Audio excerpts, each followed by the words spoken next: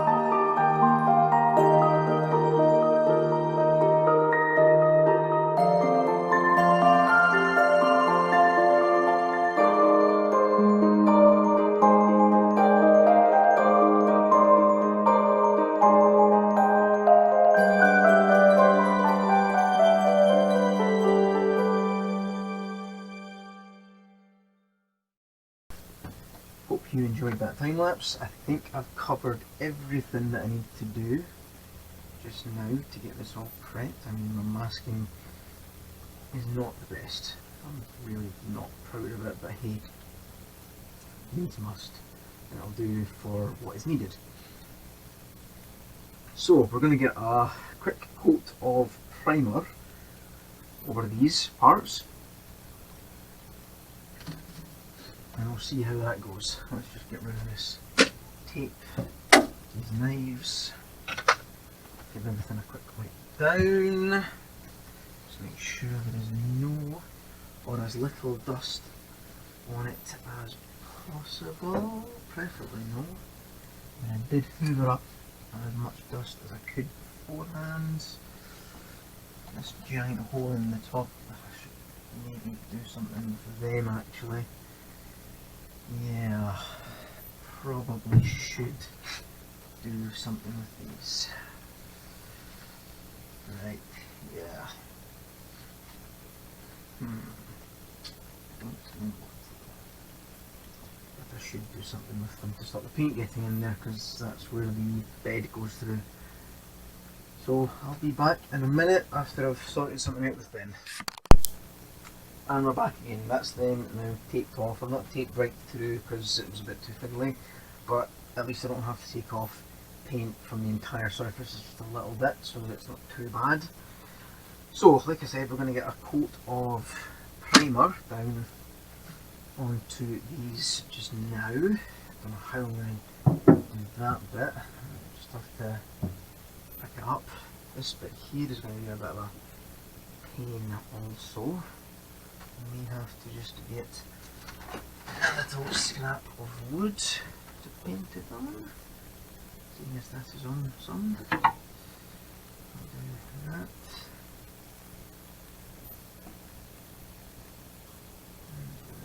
There we go, so that's them there, and pick them up, spin them around. So let's get on to primer.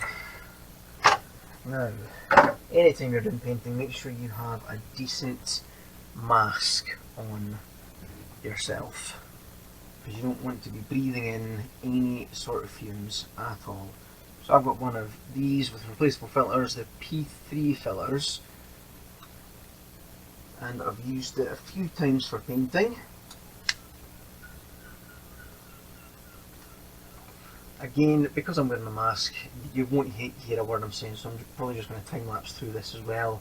I'll get one coat done, see how we are for time, because I need to go in and wait for a parcel for my partner.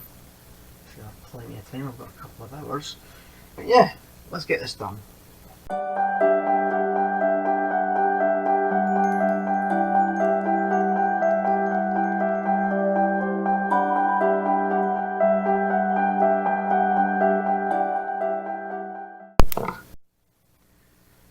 Right, that's the first coat of primer done, and I can see pretty quickly I've got a bit of cleaning up to do on the headstock. Down this side here, that would be the back left side, because this is the front here. So the back left side, there's what looks like a few strands of old paint that I've missed. So there's a bit of a smell of paint in this shed, so I'm just going to open the door a wee bit, just get some air in here. So yeah, I'm going to have to rub that down a bit, and we'll reprime that later on. So I will be back once this is dried. See you in a bit. Right, the primer has dried, at least the first coat has. I'm just going to show you the little imperfections that I found. So there's one there, couple there, and then a big old one down here. So we need to get rid of them, so let's get to that. So all we're going to do is just spray a little bit of water and take some wet and dry to it just to give it a rub down. Just to get rid of those imperfections. And you probably can't hear me over this when dry, but we shall see how it all goes.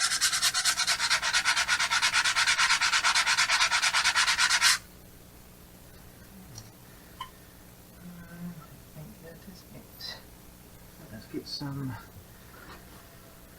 glue roll.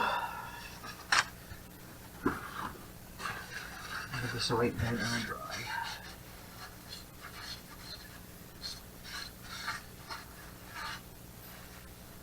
All the water off it, because we don't want any water on the surface when we put more primer over that bit. Nope, we don't.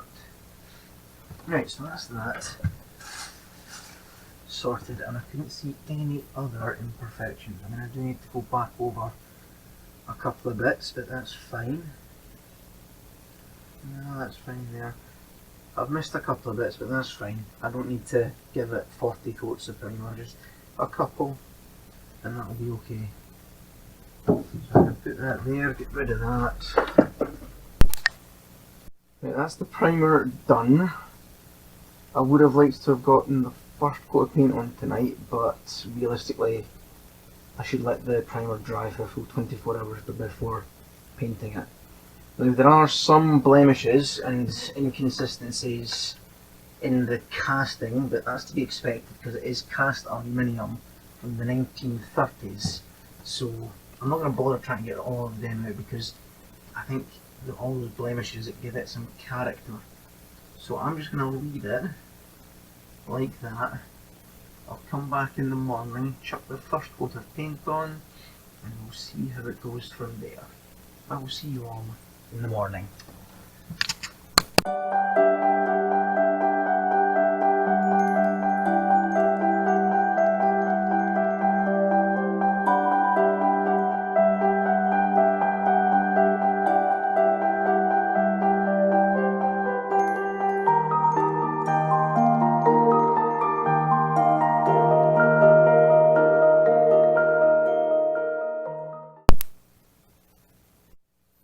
Right, that is the first coat done. Looks a lot darker than I was expecting, but it still looks really nice. I like the shine on it. I know that that will disappear as it dries, but I like the look of it. Okay, so I'm going to disappear off inside for a few hours, let this dry, come back in and do a second coat. I'm not going to film the second coat because if you've seen somebody paint once, you've seen them paint a million times.